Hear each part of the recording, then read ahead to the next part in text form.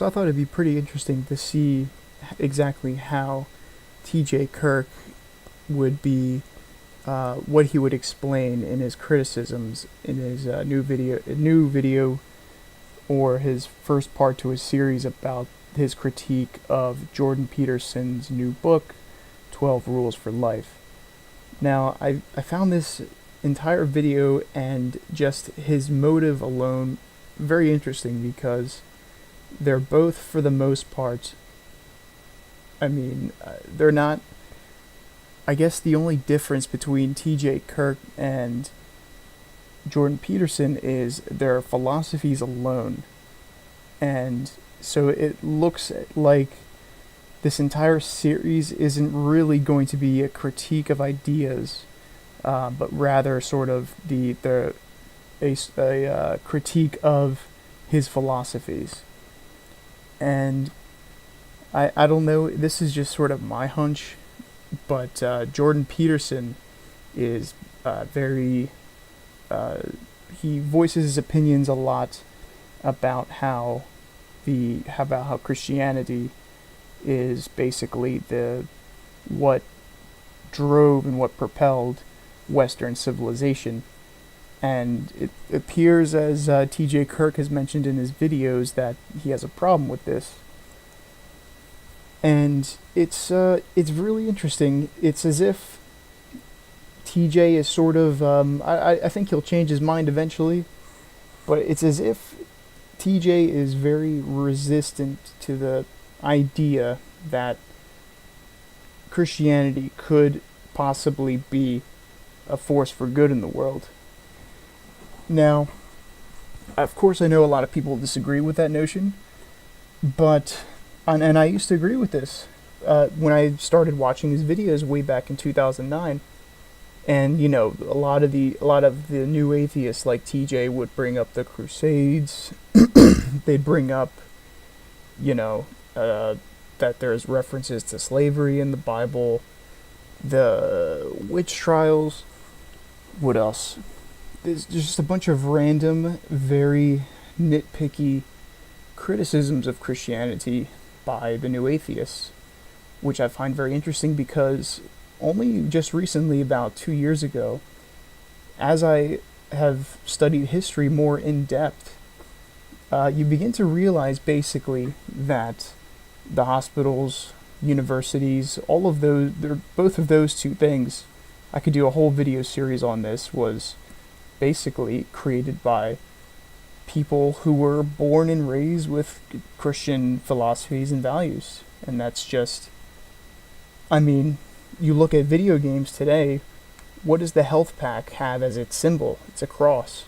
Why is it a cross? Because that's what hospitals basically were. They were built by the church, and eventually these hospitals led to brilliant physicians, and these physicians eventually worked and studied in these universities that was also created by Christianity. That's why a lot of universities begin with Saint whatever. And so I have this, strange feeling that TJ is just basically, he's in denial about these facts. And I guess I'll kind of get into the why Christianity is a force for good in the world in this video. The first thing is, you go look out in the world, you go look at every nation basically, and what you basically find is that the nicest countries to live in, that give you the most freedoms, that give you the best quality of life, that have contributed to science the most, are basically countries with either a Judeo-Christian origin or a Christian population, or with also, I include Jewish people as well, but basically anywhere where there's prosperity and you have an internet connection and you have a nice running hospital system and just a clean water supply and reliable electricity and a somewhat reliable police force, as opposed to, the police force like in the Congo or, some really corrupt country. It's, I mean, I'm really would like to hear a, like a debunking of this. I mean, it's it's almost as if when the Roman Empire eventually collapsed, basically Christianity was was the power or the movement, I guess you could say, that just took over from where it left off, pretty much. I mean, there's even space exploration. Russia was just recently just adopted state atheism in the Soviet Union, but truth of the matter is, uh, Christianity is a very, very deep history with Russia. And okay, so there's another Western country that just happened to put the first creature in space, and then soon after that, put the first human beings in space. Maybe pretty cruelly, but they got the job done. And then over here in the United States, we put the first man on the moon. And what else? We invented the internet and the integrated microchip, the uh, the transistors that are basically microscopic now. I mean, it's like the Midas touch, basically, as opposed to all the other, you know, religions and civilizations. You'll go look at the Islamic world, not so much. It's, I mean, you do get some entertainment, I guess, if you're into watching people get their heads chopped off in the main public square. Um, if you're into the voodoo religions, um, I mean, let's face it, all of like the non-Western countries in the world are either they are either in the Flintstones or they're just undergoing some kind of major collapse because the previous dictator just got assassinated and then they're replacing him, or it's just I guess it's a bad time to say this, but they're all hellholes, terrible places to live. Now the only exception to this is China and Japan and what else? Korea.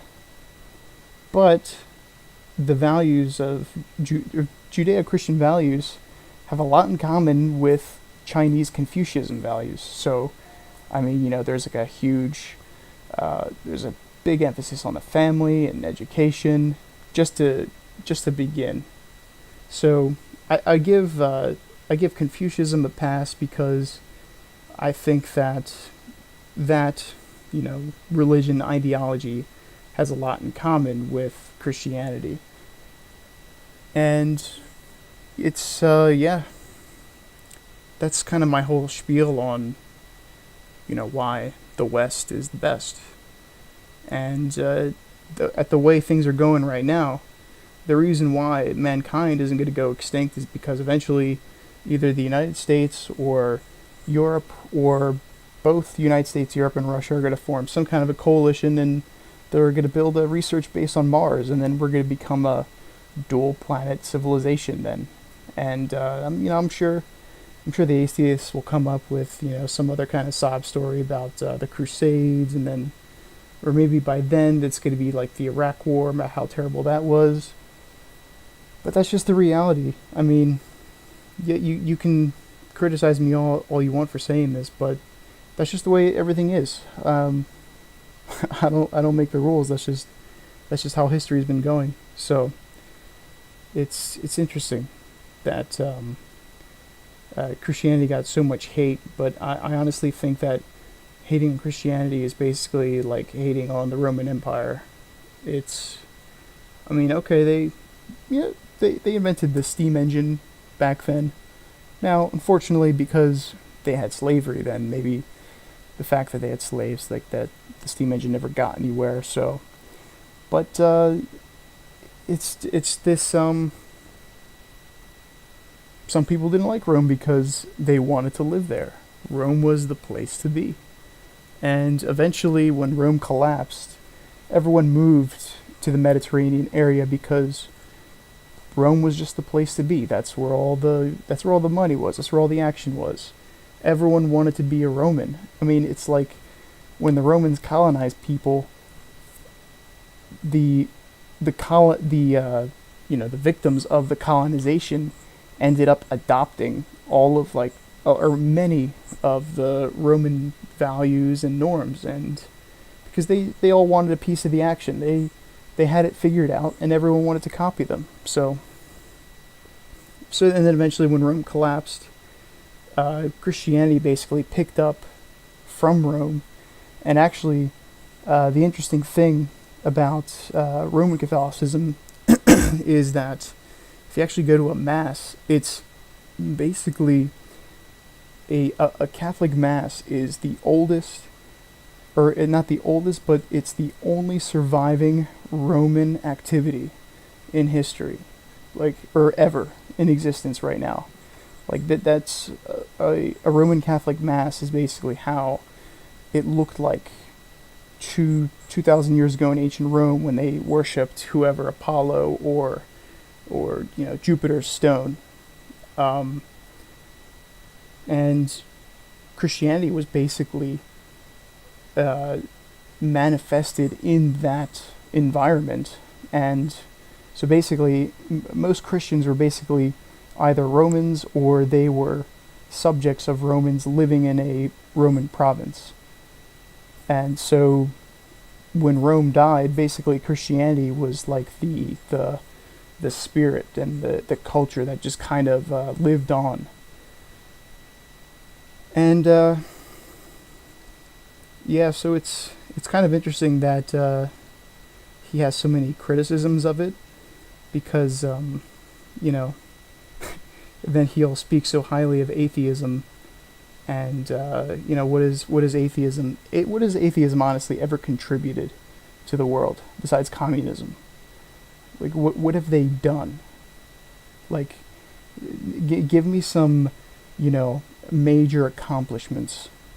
Because when you look at guys like Richard Dawkins and all of the other new atheists that you'll see on like the Discovery Channel, National Geographic, they haven't really done anything. Like, they'll make a really good documentary about how Einstein discovered relativity, and how how Newton discovered this and that. They'll make great documentaries, but it's like they're snobs. They don't do anything. They just talk. And I don't know. I don't know how you can come out there and say that how atheist societies are so much, they're so much more prosperous, and that things are better and the world would be better if everyone in the world was just a secular and an atheist.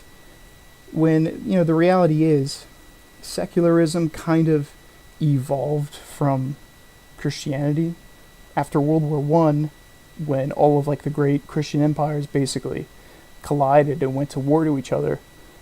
This is where nihilism began. It's where it started. And it evolved from, basically anyone who's a secular is either Jewish or an ex-Jew or an ex-Christian. So, it's... As secularism sort of picked up after the 40s, there hasn't been a whole lot of progress. There was the moon landing in the 60s, but that was a while before secularism really spread and took control of culture and recreation and the way of life, like it did in the 1990s with telecommunications and the internet. That's when it really started becoming a lot more mainstream. So now I probably have rambled about that for too long. And I want to get into what his whole point, his entire, the entire thesis of this part 1 video. It's basically the whole thing, or at least halfway through it, it just doesn't make any sense. He basically accuses Jordan Peterson of being this tyrant with a lust for power, and that he does a lot of you must read this book or you're going to suffer, and a lot of just very nihilistic and pessimistic views on who Jordan Peterson really is. He's almost as if he's accusing Jordan Peterson of just being this evil, power-hungry warlord that just all he wants to do is just control everybody, like literally control them and to influence them and to spread his influence and power throughout the world. When in reality, the only reason why Jordan Peterson is, now famous and powerful in the first place is because he refused to use gender-neutral pronouns, and stupid atheist social justice warriors made videos about him, and these atheist social justice warriors looked so stupid and so ridiculous that people kind of felt bad for the guy. I mean, there he is, he's explaining his opinions, and he's being attacked with, air horns and being shouted at on a public street, and he's been being told to shut up and to stop talking. That's why he's so powerful, because he's destroyed everybody with words, with just his thoughts. And there's nothing they can do about it because what he says is true.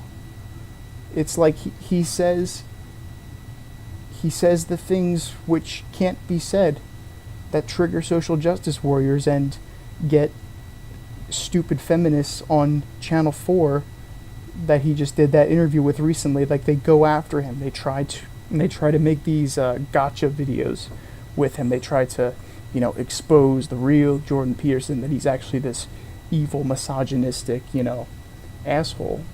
And that's why he's so powerful now. That's why he sells millions of copies of his books, because he's being attacked by secular, postmodernist, atheist assholes. And so, I'm actually looking forward to this whole series, because I feel like TJ is the last stand of this new atheist movement. He's the last one, the last card to go down. So, it should be interesting. I don't know where he gets this idea that Peterson is just a guy with a lust for power, when in fact all the stupid secular atheist TV show, or not TV shows, but news programs and newspaper publishers are the reason why he's so famous, because they tried to make him look bad, and instead of making him look bad, they made him look really good. That's why he's famous. And TJ makes this video claiming that this was all a part of Peterson's plan, that he's just sitting there and he's just planning everything, and everything is going according to plan, and he's just building up more and more and more power, when in reality he's just speaking his thoughts. He's giving his opinions. He's right about a lot of things, and a lot of things that he says, TJ included, bother people. Because he's right.